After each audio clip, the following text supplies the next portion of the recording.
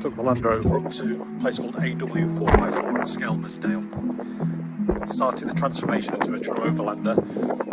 I contemplated roof tents, I've contemplated all sorts of different things until I discovered pop tops on Landrovers, and this is what I've got. I'll go through it with you now.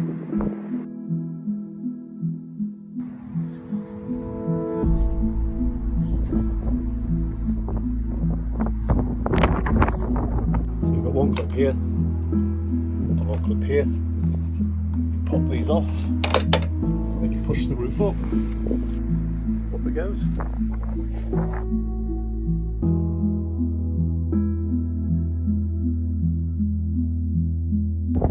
Absolutely awesome bit of kit.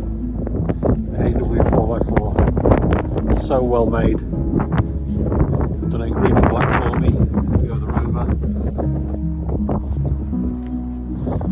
Nice little shelter at the end.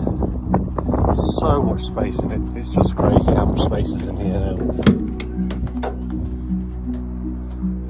You can literally be 8 foot tall and stand up in here. So once I've got all my living accommodation in eventually, got some units in along this side, nice big seat across here, which will convert into a small double bed as well, just for those stealth nights, stealth camping nights where I don't want the roof popping up. But otherwise, you can stand in here, have your work surface, quite happily cook, not having to sit down all the time.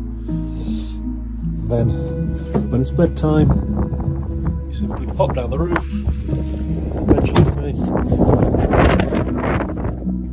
You've got a huge, absolutely huge double bed. I think you could be 7 foot tall and still not reach the end in here.